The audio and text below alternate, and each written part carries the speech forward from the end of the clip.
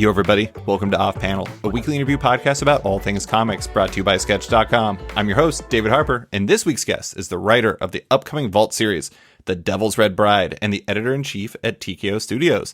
It's Sebastian Girner. Thanks for coming on, Sebastian. Hey, thanks for having me on again. So we're going to be talking about a lot of stuff, but we're going to be focusing on The Devil's Red Bride, which is your upcoming series at Vault with artist John Bivens, colorist Iris Monaghan, and letterer Jeff Powell. And I'm going to do a quick spiel using the solicit. It's about 16th century Japan. The fates of warlords ebb and flow like tides of blood. None more than the Aragami clan, who follow their lord clad in the red devil mask into every battle. But when Lord Aragami succumbs to illness, his daughter, the fierce Ketsuko, hatches a plot to save her people no matter the cost. Years later, as Ketsuko wanders the heaving battlefields of her ruined homeland, she discovers a chance to avenge the terrible wrong done to her clan, even if it means stepping back onto a road steeped in slaughter. So I read the first issue. I already told you this. I really, really liked it. I thought it was tremendous. And also, like, we're going to get into this a little bit about, like, fitting you or not fitting you. But I actually feel like it fits my mental image of Sebastian Girner. And like the type of story that you might tell if you decided to tell that type of story. But I'm curious, like, you know, this is obviously, it's steeped in history. It has a lot of depth to it, even just in the first issue. What was the origin of the idea? Like, where did what was like the first kernel of the idea as you started brewing it up? First of all, thank you. I'm glad you enjoyed it. It makes talking about it with you a lot easier and more fun. Way less awkward. Way less awkward. I would have still had the conversation, but I think the background is, you know, I'm a lifelong, obviously, lover and reader of comics and of manga. I studied Japanese history, culture, and language in university. I lived in Japan for a little over a year. And while I was there, of course, you know, dove into all of my loves for the country, especially a lot of weird manga and visiting some of the scenes of the history during which the story takes place. It's like a very, the Sengoku era, the era of warring states in Japan is like one of the like story generating histories. It's really like a complete 100 years of civil war that completely overturned the country's history and culture. But specifically for the comic, and I think you noted that this is like a comic that people who know me or you know my proclivities for horror and darkness and that kind of stuff.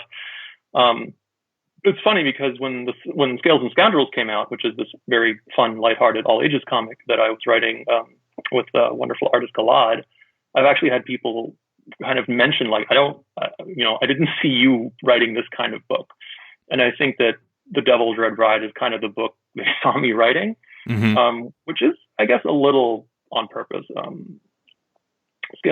actually do remember Scales and Scoundrels ran at Image for 12 issues, and then we had to end it a little prematurely, which, you know, it's the name of the game. It's just how it goes. But it was the first time for me as a writer, not as an editor. I've had things, you know, end prematurely or get canceled or whatever you want to say. And it's never a nice feeling. I think as a writer and as an artist, when it happens to you specifically, it cuts a little bit deeper. Mm-hmm. And I think I got the news. I went for a walk just to kind of cool my head and cool my heels. And I was like, they didn't want my nice all ages fantasy comic. I'm going to swing in the opposite direction and give them like the most horrifically violent, like, and I think that Devil's Red Bride is not that. I think there is a lot of, you know, if you're a astute reader, you can kind of glean the topics and the themes that I love to write about and that I think about a lot are in both books. But I think somewhere in between that, it was kind of like me wanting to do something very different as a writer, because primarily I am an editor. I've been doing editing for 12, 13 years now professionally. And I was writing, you know, I've always been writing a little bit of comics, but like, again, professionally from, you know, maybe 2016 onwards, I've been trying to make more forays into that. So always kind of trying to challenge myself. And I think that bringing my big passion and love of Japanese history while also wanting to do it justice and doing it right and not just kind of, you know, like reading more than a Wikipedia article on the time and the place and the people and the themes. It kind of all came together. But again, as an editor, when I was at Marvel, I edited a 5-issue miniseries called Five Ronin, where was written by Peter Milligan with a slew of great artists. And that was already where I kind of like was playing with the same themes of like bringing Japanese history, meshing it in that case with Marvel characters, meshing with a little bit of pop culture. And honestly, those are just some of my favorite comics in the world. I think that my love of Kentaro Miura's Berserk is no people are familiar with that because it's all I ever yap on about. And I think that with him it's similar. He took his love of dark fantasy, especially kind of a Western style fantasy, and there's a lot of there's remarkably like quite a bit of Western history. His thoughts on religion in general, obviously, but especially like kind of a Westernized monotheism and all that stuff. So I think that those are kind of like my guiding lights beyond just the general love of samurai fiction, and especially samurai fiction that kind of goes a little bit against the grain in the sense of not deifying these warriors and their adherence to a code of honor and chivalry, but kind of trying to see them as people who are in power and what power does to you. And that's kind of what the story is about. I do think, it's funny looking at it because in a weird way, I was reading, I think it was the Hollywood Reporter announcement for this book, and it reminded me in a very small way of Garth Ennis and Steve Epting's Sarah. And partially because, when you think of both, the environment of Sarah, World War II, well, kind of it was World War II, wasn't it? World War II, Russia, and it was female snipers. It was women snipers. And it was like, that is like a significant side of that story. Like you can go into that world and you can see those, you can see that the women snipers were a huge part. And there was one particular character that really fit what, that Garth knew about that, or one particular person that was kind of like the inspiration for Sarah in a lot of ways. And then you look at the story of the Devil's Red Bride, and it's, you think about samurai culture, just like, Russia in World War II, very male focused. You think about, it's almost universally men. But, I think in the Hollywood Reporter article, you were talking about how there was a particular, like, there was like a side of samurai culture that was women. And like, I don't think I'd ever heard of that, ever. Yeah. It's definitely something that I wanted to address. First of all, because Devil's Red Bride, the leading character is a woman, is a samurai woman. Samurais were a caste of people. Especially, again, I don't want to get too deep into the history. What's remarkable about the Sengoku era, the era of warring states, is that it's this tumultuous era of civil war that also, basically every samurai movie you've ever seen, all the famous ones, are set during the Edo period. So the Edo period follows up right after the Sengoku period. The Edo period is after the Tokugawa shogunate. Basically, they win the era of warring states. They're the last man standing after almost a century of civil war. They reunite all the lands of Japan, and they do what the winner does, which is enact, a very iron-fisted, not quite a dictatorship, but, depending on how you want to define it. And that's when, war is terrible, but there is also a sense of social mobility all throughout the Sengoku era, where, these daimyo, these warlords, their fates rise and fall, not just with battle and violence, with politicking, with cleverness and all that stuff. Mm-hmm. And you do lose a sense of that mobility, in any strict adherence to government or to rules or to castes. So that's what it was kind of interesting to me, is to show that, during a time when there are no rules or the rules are being flaunted, there is a chaotic and wild sense of freedom, and not to overquote Game of Thrones, but I do love the quote, chaos is a ladder. Yeah. And the what we were saying about that, the women samurai, the women of the samurai caste, who had been around, for as long as there had been samurai. There are very famous ones. There's one in particular named Tomoe Gozen, who was is like to this day lauded as like one of the greatest actually one of the greatest warriors, and she was a general and a leader. This is several hundred years before the time when the Devil's Red Bride takes place. Mm-hmm. So I didn't want to, get my history muddled up there. But there is precedent for it. I think there should be more story. That was the kind of story where I would want to, do a historic piece. Like the Devil's Red Bride is history adjacent, and anyone who wants to, read more about it, I'd be happy to tell them, or they can find some books. But there's literal devils in it. There's a moderately magic sword in it. Like there's demons and darkness and, a lot of good pulpy stuff. Yeah. Which is sort of my way of making it a little bit more fun and also protecting myself from, not protecting myself, but like if I wanted to do a historic comic on, a history of Japanese, a period of Japanese history, that would require, probably years more, study, because that's the kind of thing you don't want to get wrong. That's like Garth Ennis, like who has for 40 years probably read every single book that there is. World War II in general. Like I think that he could potentially write, a story from any side and would literally know what color the pedal on the tank was that they were driving in that winter on that front.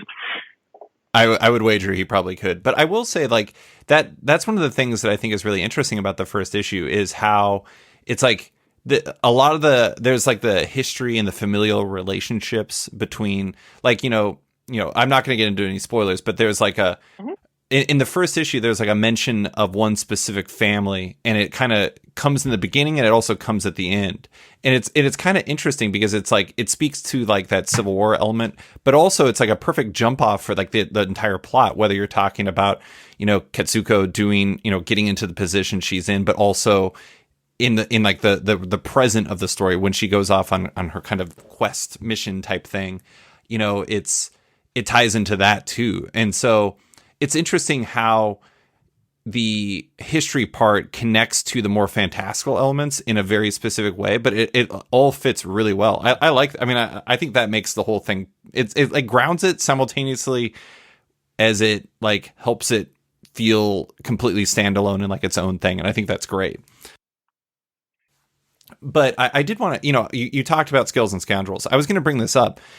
I feel like it's been really fascinating to watch your career so far because it's been really eclectic. You did Skills and Scoundrels, which was an all ages fantasy. You co-wrote Shirtless Bear Fighter with Jodie LaHoop, which was basically like 80s action movie absurdity.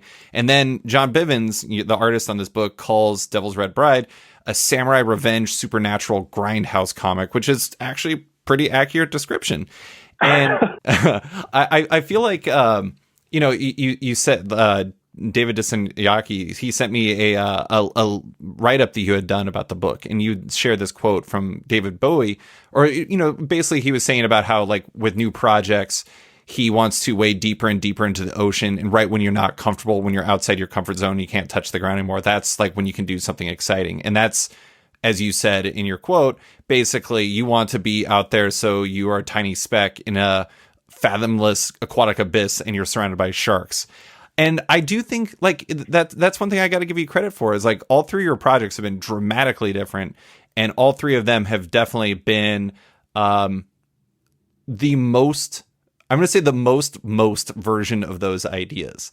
And I think that's great. But is that you always looking to scratch a different itch, or is it just you have super diverse interests? First of all, thank you. I don't really know what to do with all this. I think it's a little bit of both. I think obviously I'm in the position where I'm an editor. As an editor, I get to work on a lot of projects, all throughout my career. I've worked on different genres, superheroes and more, hard genre fare and like, historical stuff. So I do have a pretty broad range of interests.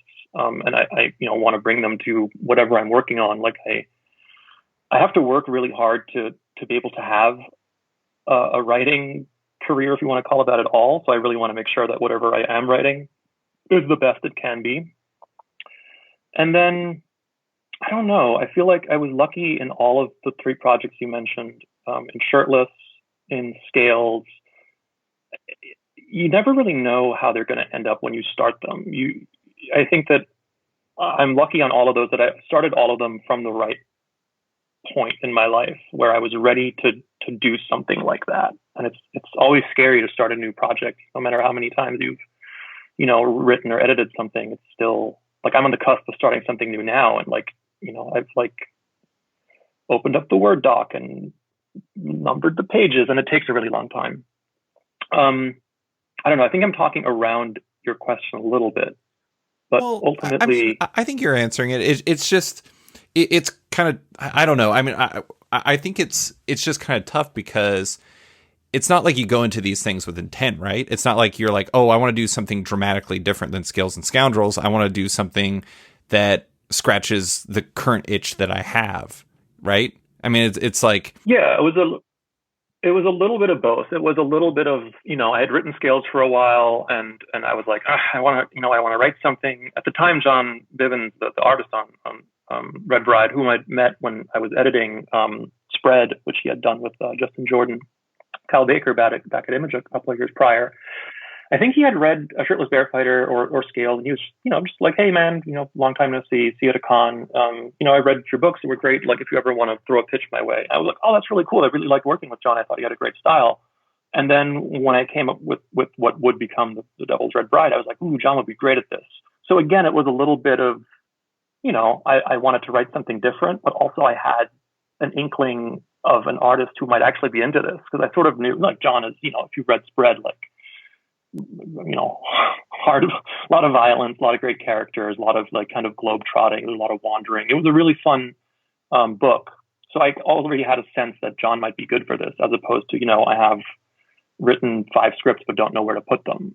Like knowing how to make a comic, even from like how much do I need to actually get an artist on board. That kind of stuff never hurts. But I think, I don't know, it's equal parts blessed to be in a position where you can turn an idea about, a super violent samurai horror book and give it to an artist, and the artist is like, hell yeah, I'll do this, and then you go through the whole stages of that, and we put a pitch together and sent that around. It takes time, yeah.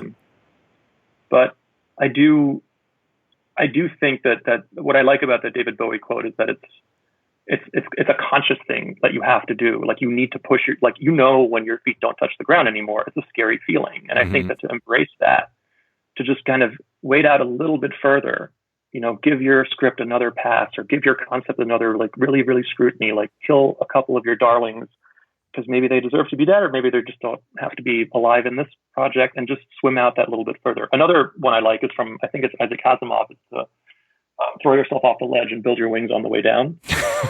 Is that sense that you don't, writers, right? You don't need to know, like, ideally you have an ending, but you don't need to know exactly how to get there. Right. Like, the ending of jumping off a ledge is you splat on the ground. So you better figure out a way to build your wings on the way down. Mm-hmm. And that's honestly the first time, I think, with, and I'd be interested to see what you think, maybe if we talk again after you read issue 5, like, Red Bride is definitely a book where I kind of knew the milestones, but I didn't know how I was going to get there completely. Mm-hmm. So that's definitely a journey that I kind of wanted to go on as a writer. I really wanted to kind of throw myself into something that I was fairly sure about, but also kind of wrestle with what that meant, that now that I had an artist on board, and, we had a Vault Comics, which were, very generous to us, and I had a really good time. Also, it gave me an opportunity to work with a great editor, in Adrian. Mm-hmm. Vault, and that was really great and different for me. I'd worked with editors before, but never on something. You hear me talking about it, where I'm like, I can really go down the rabbit hole on this, and to have, a fastidious and creative and smart person just take me and just move me in the right direction a little bit.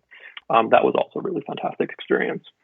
Is that weird at all? Are you ever like judgmental about, like, you're like, oh really, you're gonna give me that note? I wouldn't give that note. Honestly, no. Every single note he gave me was completely right.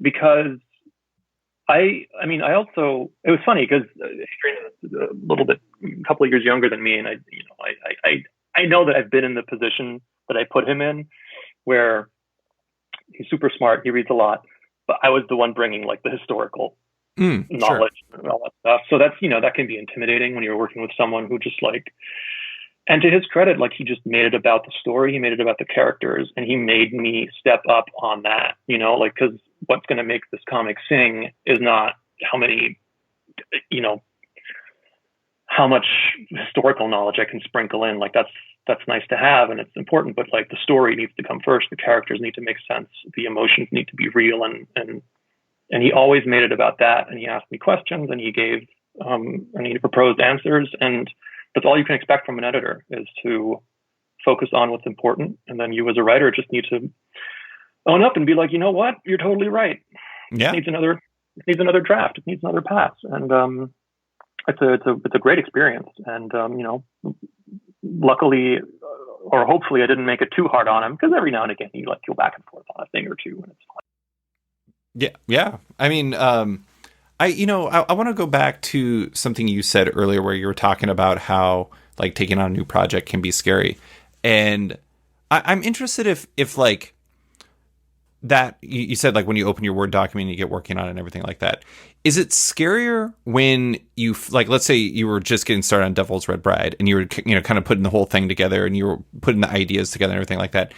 Or is it scarier once it becomes real? Like once you get to Vault and it's like you and John, you know, this is going to happen. You have to start making it a real thing. Like what part is where that kind of, that fear comes in? I think the fear really, for me, it starts when someone's waiting for the book. And ironically, that's also when the work starts, really. Getting the pitch together, writing the story, you know, trying to get it to the point where someone like a publisher or an editor might want to read it and get it and, you know, start talking about making it real. That's always scary. Like sending a pitch off into the ether and, you know, hopefully someone even reads it. Maybe you'll get so you're riding a high, even just having, you know, the green light and the, you know, John and I are like, John's like, I'm wrapping up some work. I'll be ready to start in, you know, a couple of weeks. And I'm like, great, time to start writing. I actually like that fear more, because at least that's a fear. That's an anticipatory fear that someone's waiting for me to do my job. Mm-hmm. That's an anxiety I can work with, because that's all my job. That's all my job is, you know, everyone needs to, I need to work so that other people can work, so that we can all, you know, make our art, make our comics, live our lives. It's harder for me when right now I'm in a situation where I'm, again, don't work ahead. I want to write something. It's a very similar situation where it would be something very big and very new for me. And I'm kind of terrified, because I have so many, it's the empty page, you know. I would rather someone be like, I need this in like 3 or 4 weeks, because then I can be like, oh, fine, and just kind of drag myself to write it. I've never actually like enjoyed the process of writing. I'm always like, you know, get a couple hours out of me every morning before I have to, you know, start doing my you know, what is my day job, which is reading other people's scripts and working with writers. But do you like the idea creation more? The idea creation comes so strangely to me, where I just have my laptop open and I'm working on something, and then I'm like, and I go over and I open up another doc and I just start writing, and then like maybe an hour later I'll have a page or two where I'm just like, and then I'll close that doc again and just save it somewhere and never look at it again, and then I'll come back a couple of weeks later and be like, oh wait, this was actually not bad. Idea creation is really easy. Story creation is a little harder, and then pounding it into a script that works, you know, for an artist to not just look at it and be like, I'm not drawing all of this. Like, translating a story into the language of comics, as opposed to, you know, I'm sure that I could have written, I don't know, a screenplay out of Devil's Red Bride or a prose novel or something. Like, you know, the story can take different shapes. You have the ingredients on your counter, and now you can make an omelet with them, or you could make a souffle, or I don't know, there's bad food analogies, but you know what I mean? Like, just kind of really start understanding what it is you're trying to make, and then go and make that. And at that point, it ceases to become art so much as it's really just a craft, right? You've got to just pound it out, you know, and a script takes X amount of hours to write. Sometimes it'll go faster and I can write, you know, a good couple of pages. The first script came together really, really quickly, because I think first scripts tend to, at that point, you're just so jazzed. Yeah. by the time you get to the second and third one, for me, are always the trickiest. 4 and 5 were another blast, primarily because there's a lot of fighting. Spoiler alert. But yeah.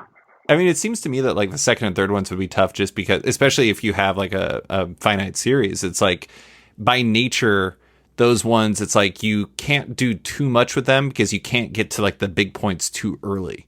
And so it's like kind of balancing all that out. I will say though, it is really funny when I was reading the first issue, I was thinking about John because you crossed two of the things that on the things artists hate to draw bingo card. You had crowds and you had horses, which, you know, kind of come with the territory with the samurai story. But at the same time, when I was reading through it, I was like, oh man, I hope John likes drawing crowds and horses because this is going to happen. I mean, I very consciously, I was like, okay, we need one big samurai battle scene. It's, you know, again, no spoilers, but it's a flashback. There's a lot of horses. I was like, I hope John's okay with this. The rest of the story is mostly people, and I threw some other cool stuff for him to draw in there. I mean, but John's brilliant. You know, he just never bats an eye. He just draws everything. Because I reread a couple of the things, and I was like, oof, I'm expecting a lot from him without ever having told him that I'm expecting a lot from you. But he read them and he loves them, and he brings such an amazing grittiness and a great tone. And again, like for someone, you know, who's not mired in, 20 years of reading about samurai intricacies, has done an amazing job bringing this world to life. Yeah, I mean, he does a remarkable job. I really was impressed by him on this issue. And I have to say, I have a specific person that I was particularly impressed by. I've never seen Iris Monaghan's colors before. She's incredible. Mm-hmm. She is like a revelation. Fantastic work in this issue. Thank you. Yeah, she's fantastic. She is I believe she's in John's studio. Nice. And she, yeah. What is it? World Monster? Yes, World Monster Studios. And she colored the pitch pages, which we put together, which I hope we'll be able to show off at some point. And yeah, again, very difficult to explain sometimes when you have an idea in your head of what it should look like. Because clearly, like, there's a lot of, luckily there's a great amount of samurai films and from most of them are black and white, but then there's of course the wonderful classic Lady Snowblood, which has such a strong sense of color and style, as a lot of those 70s Japanese films do. So there's a little bit of like, you can sort of point at something, but at the same time you don't just want to retread covered ground, and I think what I was aiming for was almost a little more horrific than even Lady Snowblood, which is quite a bloody film, or the Lone Wolf and Cub films. Like, I wanted that sense of like a cosmic darkness lurking behind our innate human desires to conquer and to be seen and to be known, to really, really like darken every impulse that we have, that we feel as a species. Yeah. And to tell an artist and a colorist do that, but in color, is very tricky. But I'm really, really excited for some of the stuff we have coming up. I tried to do the famous second issue slump, which you'll sometimes see in the creator-owned books, where they try to front load the issue 1, so that it has a lot of cool action and people will pick it up. And then by necessity, issue 2 will kind of have to carry a lot of story, and you get a little bit of a slump there. I was like, no, we're going to have a giant fight with like a ton of ninjas and whatever. And then, I have to follow up on that drunken boast, but worked out and has some of my absolute favorite pages that John has done so far.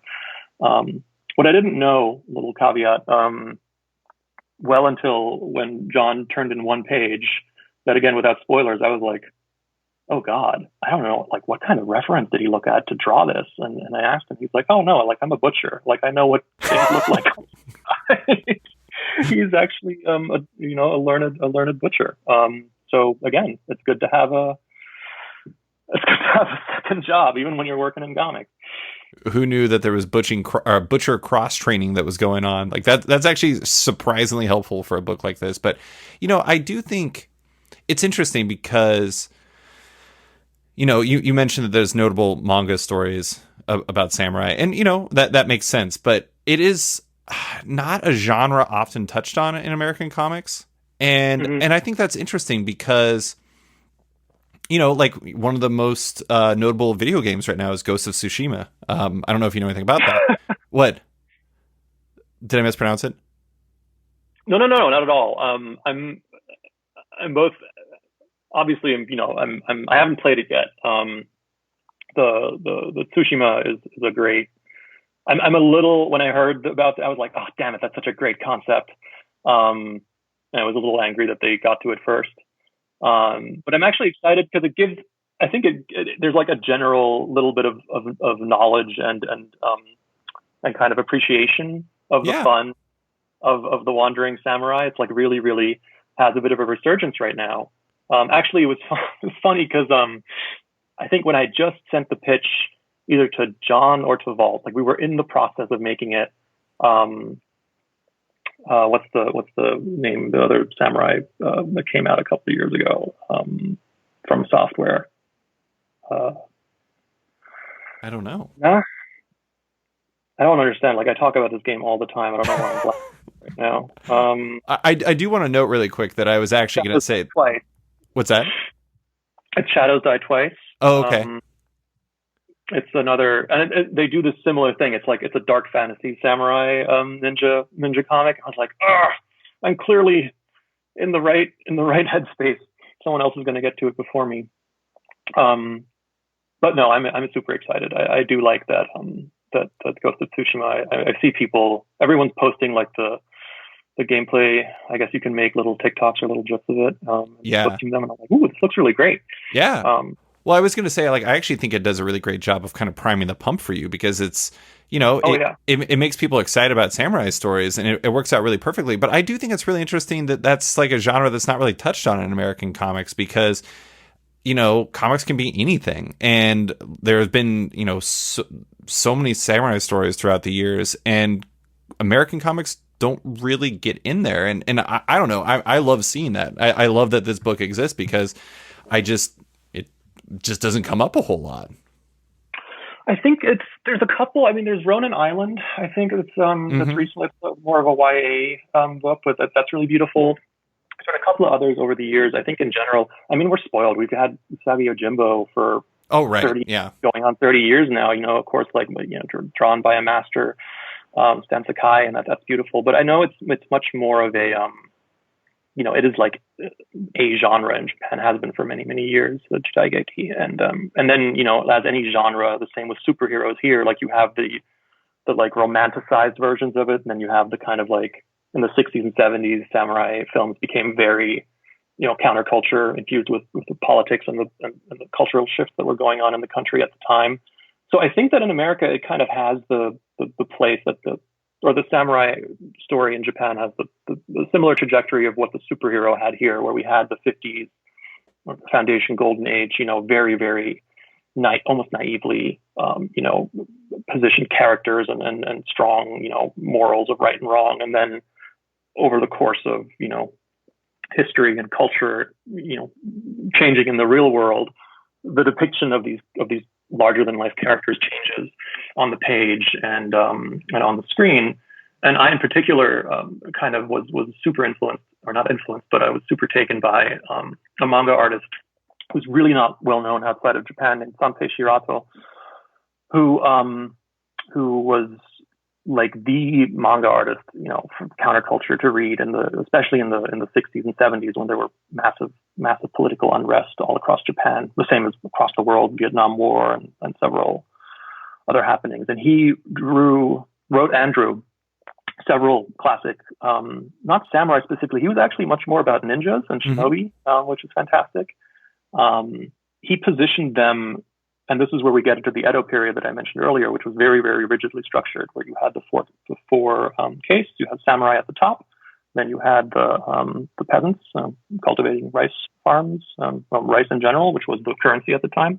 Then you had craftsmen, and then you had merchants at the bottom. The merchants, of course, not being respected at all because they were just making money. This was a Confucian worldview, or anything that didn't have to do with like natural cultivation of resources was considered impure or considered bad. And then below that, you had the hinin, the Eta-hinin, which were basically untouchables.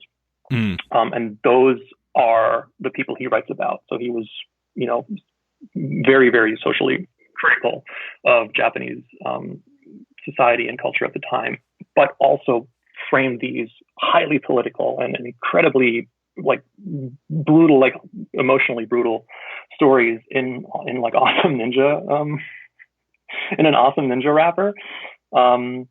And these were thousand page mangas that I, devoured. And again, when I was in Japan, I tried to hunt them all down because they're quite hard to find at this point. I know The Legend of Kamui, which was like his follow-up. I think Viz brought that out in like the 80s. And ever since then, no one's ever really tried to touch him anymore. I think that his work is just too inside baseball, almost in a way. Mm-hmm. But my depictions of the ninjas that do, spoiler alert, there are some ninjas in The Devil's Red Bride, and you might not see all of them because they're actually hiding. They're very well hidden. But that's what they do. But that's what they do. They're never, the Hand are kind of bad ninjas. There's like 100 million of them, and they just jump around. And I'm going to make ninjas scary again. They really should be terrifying. Yeah, they always like kind of just show up in hordes. It's crazy. They're like the Zerg. They're not really like ninjas. Zerg ninja. Yeah, I mean, after, that's the American ninja. Once you got the Golan Globus, the Golan Globusitis, and you have to reclaim the ninja.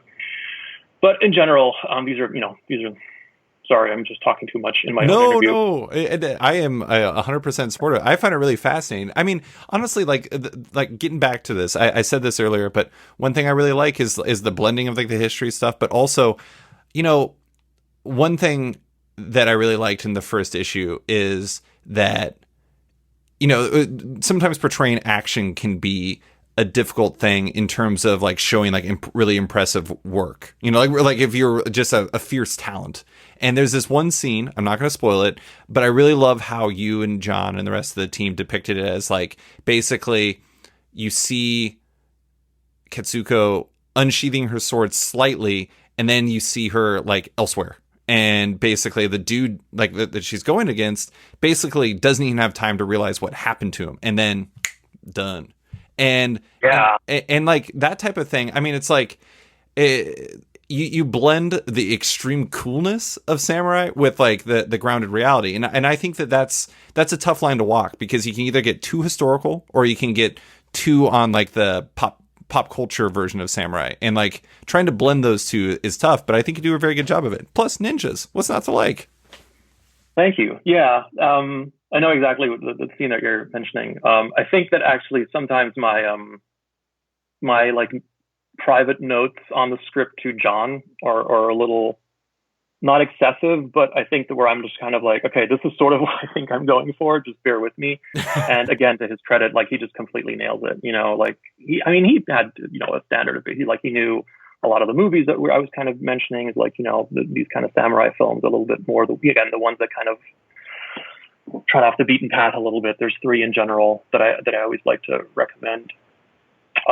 But again, like these like the bit that you mentioned, the samurai that moves faster than the eye can track, that, again, has a little bit of, there's some historical grounding for that. But to do that in a comic, to just use the space between 2 panels for like that, actually when the sword strikes, mm-hmm. and all you see before and the after, like when he turned that in, I think I actually like pumped my fist in the air, because that's like, it's a hard thing to do for an artist. And the way he posed her, where it's like clearly she's just at the tail end of like this giant, sword slice that now has to live in the reader's mind, and then we just get to see what happens afterward, which is also pretty great. I mean, honestly, I think like showing the before and after is like the because there's so many different ways you could do it, but showing the before and after, it's just like that makes it seem like it was so fast that like no one could even perceive it, basically. And I think that's super rad. But yeah, I mean, I completely lost what I was going to say. Oh, I was going to say one last thing on this, and then we're going to move on to TKO stuff. But I did want to mention, I don't know what this says about me, Sebastian, but I really love revenge stories. And I really like this being a revenge story. I don't know what it is. I don't know if it says that I'm like a vindictive person or something like that. But like reading a story like this, I'm like, this is right. This is what needs to happen. Like that type of thing. Like that really pops in the first issue. I mean, they're my favorite kind of, it's the best story. Every revenge story is the best story. I'm not saying every story needs to be a revenge story, but they're fantastic. Revenge stories are so immediately, as a reader, you're so immediately kind of hooked. Like, it speaks to all of our passions as like story creating and story consuming creatures. Mm-hmm. And there's so much, because a revenge story is supposed to be black and white, right? Like, you're just supposed to be like, yeah, this is going to happen. It's going to be awesome. Knowing full well that revenge stories, it's all gray. And the whole point of the story, from the great, the Korean, the revenge trilogy to every samurai story ever. It's kind of like when you go from that kind of naive sense of the world, from right and wrong, that, oh, revenge can be good if I just, slap these people around, and then they'll realize that they were wrong and everything will be good. Those are fun. But then you get to the meat and the grit of it, is like, no, it actually, like, taking revenge ruins whatever little life you have left. Mm-hmm. Spoiler alert, Devil's Bride is more like one of those. But again, knowing full well that you can have your cake and eat it too. You can enjoy a good revenge story and still feel a little bad about it. Yeah. Later. And I think you brought up Garth Ennis, but I think that his run on The Punisher is that story over and over again. Mm-hmm. Where that's a topic for a different podcast. And I know that the character in general is not someone you're supposed to ever root for or feel that he's doing the right thing. You're just watching a broken person relive the thing that broke him. Right. And the fact that you, the reader, are ever sometimes in a position, be that due to historical or cultural, circumstances, that you read the story and that you condone what he does, is, mm-hmm. in my opinion, that is the point. It's always a little bit holding up a mirror to you. So again, much to talk about, but in general, I think revenge stories are really important. We need to keep telling them, because that impulse to stand in judgment over others is very much alive in the real world and does untold damage. And I do actually think that it comes from the same place that we go to when we read these stories. We get to enjoy, I say, but we get to experience that feeling without the horrifying real life consequences. Yeah. I mean, it's interesting because those stories, like you noted it's like there's typically catharsis at the end, or there's cost. And it's interesting because it's like there's not really like a middle ground between those two.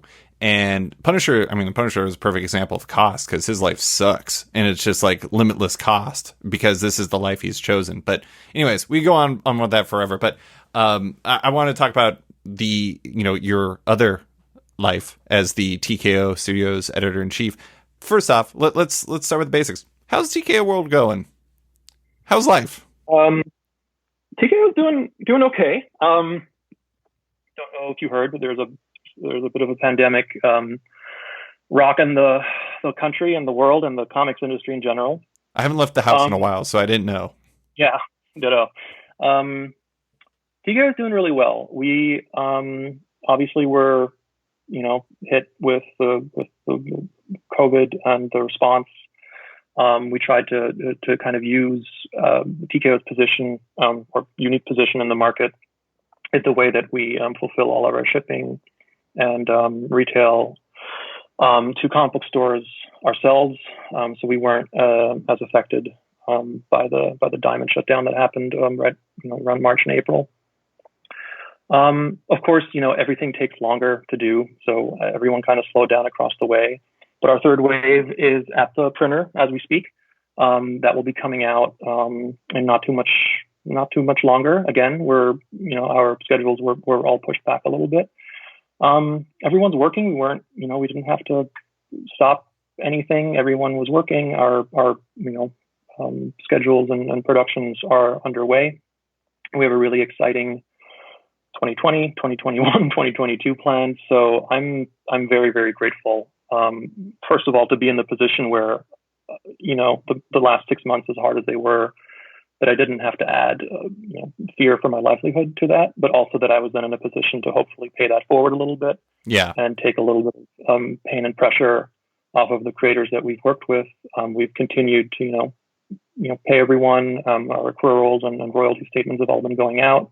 Like I said, we were able to help out a good number of comic book stores. We sent out.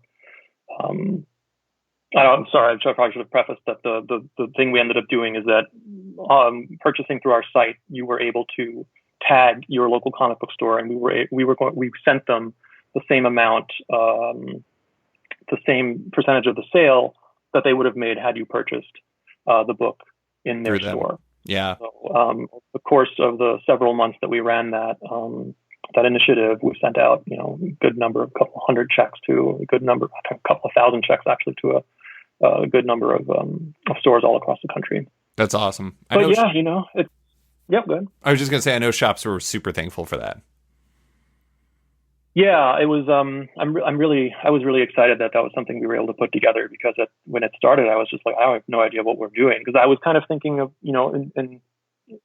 about it in the old terms, kind of like indoctrinated a little bit in the system, in the way comics have always been sold. But then Chun, our publisher, and Salvatore Simeone, our co-founder, they really put their heads together and just came up with something that just kind of worked, and that we were able to put up really quickly, and that struck a chord with, thankfully, with owners, with comic book store owners, and with readers. So ultimately, TKO is doing well. I'm knocking on wood all the time, but we're here to stay, and we're working on some really cool stuff that we can't wait to show off to everyone. Yeah. Well, I know, like, I had Liana Kangas on the podcast, and we talked a little bit about something she's working on for you guys, which I think is going to be really great. But I do think, what I think is really funny, and it's probably completely different from your perspective, which is what I'm kind of interested in. So TKO, you have your first wave, and that was beginning of 2019, where it was Sarah and Goodnight Paradise and the Banks, and I'm trying to remember actually, was the Banks the second one? Wave 1, we launched in November of 2019. No, November. Wave 1 was okay. With Sarah, Goodnight Paradise, The Fearsome Dr. Fong. Oh yes, and The Seven Deadly Sins. Yeah. And then the second wave was Sentient, the Banks, and the boxing one. Pound for Pound and Eve of Extinction. Yeah. And so it's funny because you have, I don't know, let's say pandemic not included. If we ignored that, you would probably have roughly speaking 8 months between waves, eight or 9 months between waves, or something like that. And so I think, as sometimes, for outsiders, it's like TKO just kind of disappears to a certain degree if you get the books right off the bunch, and then right off the bat, and then boom, a wave of new projects. That's the funny thing, though, is because you guys are doing complete projects, these are always complete stories. That's got to feel completely different from the inside.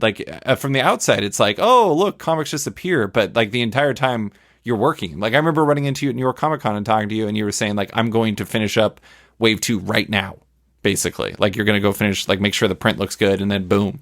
And I just think that's kind of interesting. Does that does that feel completely different from the outside or from the inside? Yeah, I've been living.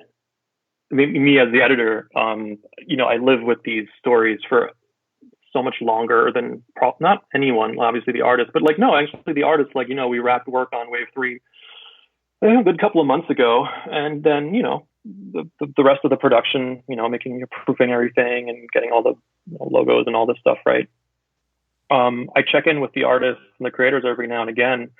I'd actually be interested in knowing how they feel, because usually in comics, the second the artist, draws that last eyebrow or mustache, that book goes to print, and then you have,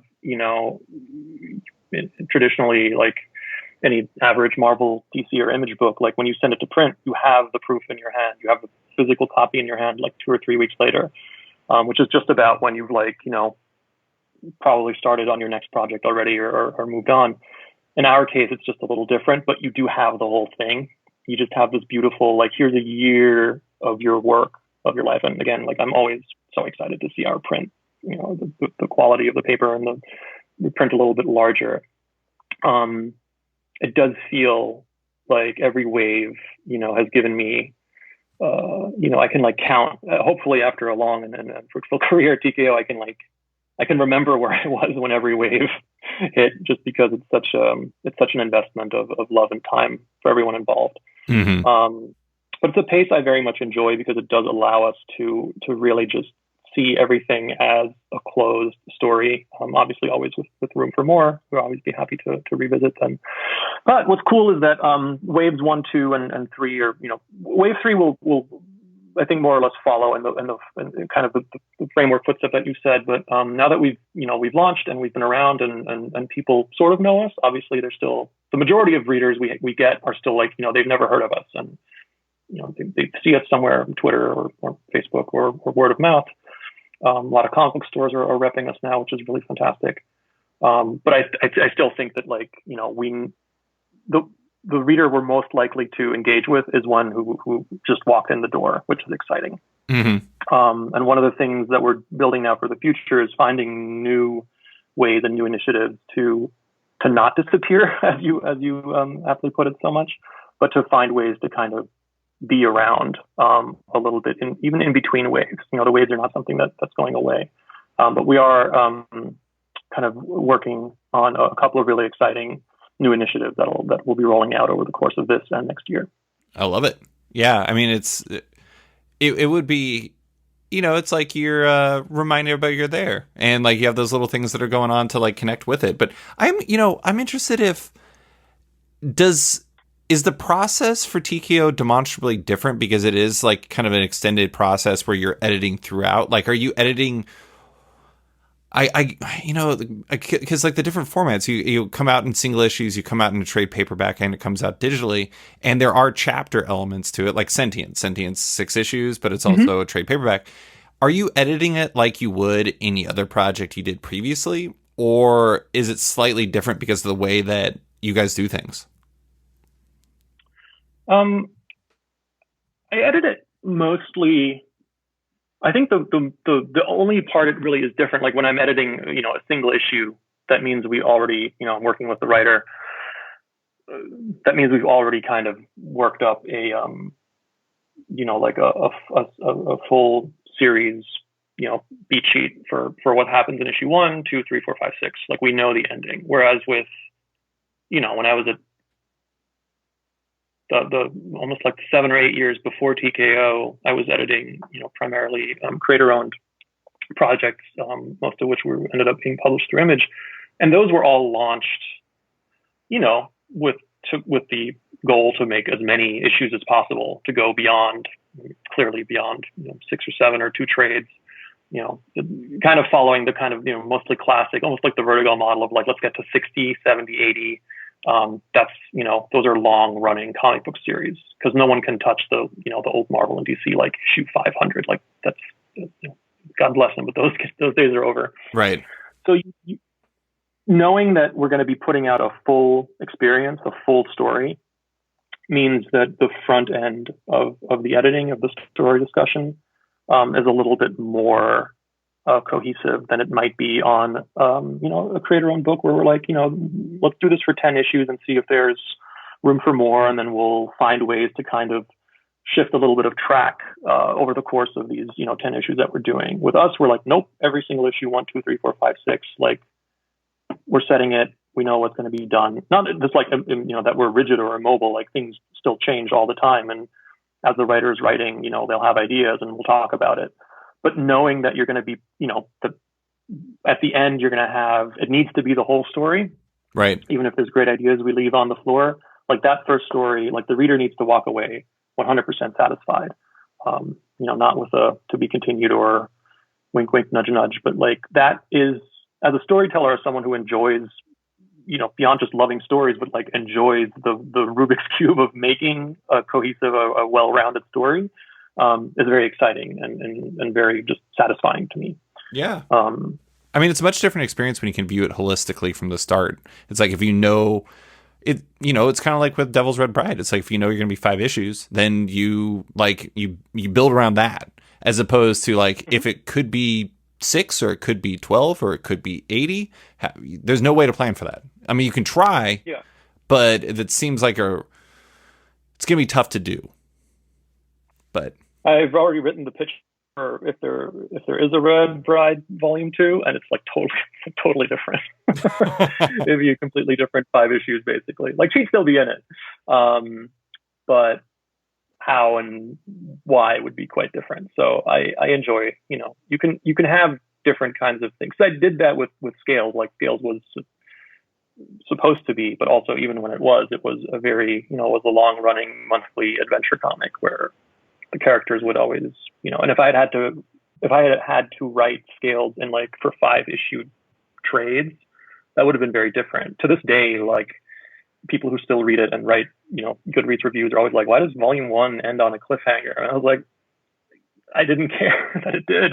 The idea at that point was to have that thing was written for a monthly audience as opposed to a trade reading audience. So you really kind of, know who you're going for with the story. And with TKO, we just wanted to make it as easy as possible for people to get into comics. Well, first of all, to get the comics literally, physically, purchase them.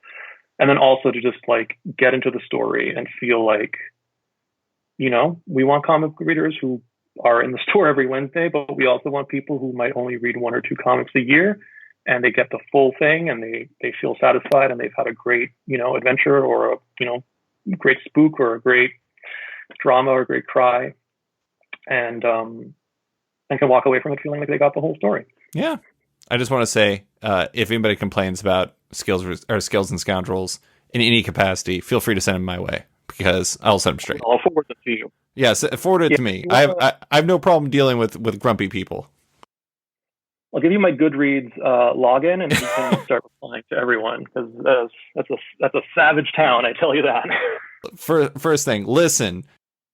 First off, shut up. You're wrong. That's it. The end.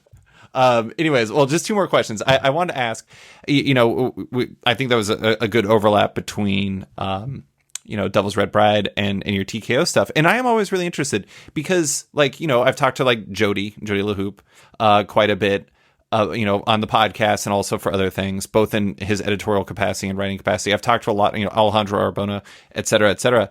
And there's a lot of editors who also write. And I'm always really interested in how your editor brain and your writer brain play off of each other, because, it's like, I think that editors traditionally might look at things slightly different than writers. I mean, there's long been a history of overlap between those 2 positions, but it's not universal. Mm-hmm. How does that work for you? Or does it? Or are they kind of segmented? They're segmented in the sense that when I'm writing, I'm trying to just, well, even before I write, when I'm just trading ideas or I really try to, having worked with writers, and speaking a little bit earlier to the writer-editor relationship, and the great one that I had with Adrian on the Devil's Red Bride, that when I'm writing, even when I don't have an editor on something, I'm just writing for myself or something, I want to take that freedom. I want to be a little selfish, and I want to lean into that sense a little bit. I'm like, you know what? I'm going to write something. And if the editor wants to make it a problem, then they need to do the work. Knowing full well that I might be the editor who has to do the work later. But to just cut myself off a little bit of that cake and just go with it, mm-hmm. and swim out, like I said, swim out further, in using the David Bowie's wonderful swimming metaphor. The editor might be the lifeguard in that regard, right? Even though I don't want to cast editors as like the Boo Bears who don't want to, let you swim out. And then I might write something that I later hate editing because I'm like, ugh, what the hell was I thinking? Or I don't understand. I'm fortunate in the sense that as an editor, I kind of know where a couple of the landmines are buried. So I know that I can't overload this issue. I have maybe an innate sense of that because I've had to talk so many writers. I've had to speak to writers in my career as an editor and kind of talk them into or out of certain things for what I hope was good reason, or at least they told me in retrospect that, I can listen to that what I said made the book better or something like that. So I know I'm not trying to necessarily sabotage myself. so I can, leave a couple of things out that I really wanted in, to just kind of get over yourself and be like, this isn't going to actually make the story or the book better. This is just going to make me feel better, which isn't the point of writing a good comic. Strange as that is to say. It is a little schizophrenic, but I hope, and that's why I was excited to work with an editor like Adrian, because I don't trust myself, more than any other writer does. So I really, you want to have an audience. You want to give it to someone who knows story, who's worked on comics and talk to them about it. Because just because I'm an editor does not in any capacity mean that I have faith that I'm, a better writer than any number of other, writers that I've worked with over the course of my life. So it's definitely not like it makes my life any easier. It actually might make things a little bit harder. But again, it's something that I really want, and I work very hard for to have this outlet as a writer and as an editor, because first of all, it's 2020. Everyone needs to have like 8 jobs, and but just for my own personal, creative satisfaction, I wanted to write something like The Devil's Red Bride rather than try to find a writer and then talk them into writing it for me. That seemed like one step too far. So this way is not easier, but it's definitely more fun. Yeah, I mean, it reminds me, I reference this a lot, but I mean, Mark Waid came on the podcast and he talked about how like he likes to put himself in corners and then figure his way out. And I think that there's merit to that. I think that sometimes it's like stories are a little bit more interesting. It's kind of like it's like if you can feel like you know exactly where this is going, it makes it a little bit less interesting. It's like you can know where the end might be, but like the path getting there, it might be a little bit more interesting if it gets a little all over the place. And like maybe you yourself don't know exactly where that is. And I think that's it sounds like you're kind of in the vicinity of that with Devil's Red Bride. I think so. I mean, I like it when it's a little messy. I don't like messy stories. I want, there to be craft and I want it to be well thought out. But I think in that getting out of that corner you painted yourself into, that's where your story as an individual, like, why are you writing this story? That's when that comes to bear. And that's what I love reading in stories, is like, why are you telling this story now? And it's hard to make comics. It's hard to make anything right now. But in general, I always want to kind of read, I want to see the creators behind the story. Like, I don't want them to rub themselves in my face, but I want to, and that's why I take it as such a high compliment that when you read this, and you were like, this actually seems like a story that you would write. I was like, yes, it feels so good because it's what you want. Right. To a certain degree, you want a story that you've put a lot of work and a lot of sweat and tears into. You want that to be a reflection of maybe not yourself, but who you were in that moment when you wrote that story, and to be able to look back on it. Yeah. Well, I think you succeed with it in the first issue of Devil's Red Bride. Judgment will come later on when I get on Goodreads to judge the collection. But Sebastian, that is all I have for you. Thank you so much for coming on to talk about Devil's Red Bride, TKO, and everything else. Thank you so much for having me.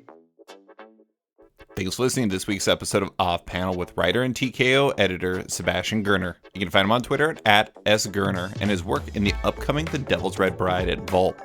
As a heads up, Off Panel is once again brought to you by Sketch.com. Check out the new version of the site and consider subscribing for access to all the site's content and its members-only forum. If you're a fan of Off Panel, make sure to check it out on Patreon. If you back the show on there, you not only support it, but you get early access to each week's podcast, access to weekly content, and more. Also, don't forget to subscribe to Off Panel on iTunes or Spotify and give the show a rating or review while you're at it. You can find Off Panel and Sketched on social media by liking it on Facebook at /Sketched, that's SKTCHD. Follow on Twitter and Instagram at SketchComic, or follow me on Twitter at @SlicedFriedGold. Big thanks to all my existing patrons, including SB, Antonio Offen, Nick Bennett, Danny Whitfield, Scotty Young, Susanna Polo, Jeff Weira, Reed Hinkley Barnes, Mario Tiampang, AbductedTheComic.com, Andrew Carita, Matt Mahoney, Charlie Chu, Stephen Hall, Pensacola Pop Comics, Kim Eslin, Philip Myra, Christian Shelton, Kenny Porter, Chris Pachala, Torrin Grunbeck, Fuzz Bubbles, Chris Todd, Transmitter Down, Waltz Comics and Books, Carl Mizell, Danny Ollie, Paul Slade, Sakil Wilson, Alex Demetriopoulos, Terry Dodson, Leona Kingus, Kigian Ray, Milton Lawson, Wesley Giff, Sean Kirkham, Harry Small, Alistair Ross, Julio Anta, Brett A. Schmidt, Jason Goodmanson, Paul Ryanwan, Vita Ayala, Tara Ferguson, Dave Slusher, WMQ Comics, Akil, Kokachi, Phil White, Sean Pinnell, Ken Heidelman, Philip Seavey, Al Ewing, Ryan Alcock, Nick Michelin, David Kelly, Robert Wilson IV, Nick Plato, Owen McCready, Brendan Fletcher, Gary Maloney, Jonathan Nilsson, Matthew Groom, Jason Massey, Adam Bogert, Xavier Files, Matthew Taylor, Tyler Turner, Nick Patera, Jacob Sorelli, Ford Gilmore, Dave Braldy, Nick Hall, Bjorn Basin, John Hendricks, Steve Anderson, Ian Maxwell, Cliff Chang, Benjamin Shipper, Paul McMahon, Chris Palmer, Scott McGovern, Nathan Fairbairn, Kat McKenzie, Greg Rucka, Adam Highfield, Fiona Staples, Chris Allred, Mark Abnett, Mike Murphy, Michael Shirley, Tom Barnett, Jim Demonakos, Norbert, Nick Lowe, James Kaplan, and Mission Comics and Art in San Francisco. You guys are all the best. A quick thanks to Upright T-Rex Music, who wrote and performed Off Panel's theme song just for the show. Check out their music on Spotify because it's completely delightful. Thanks for listening, and tune in next week for another episode.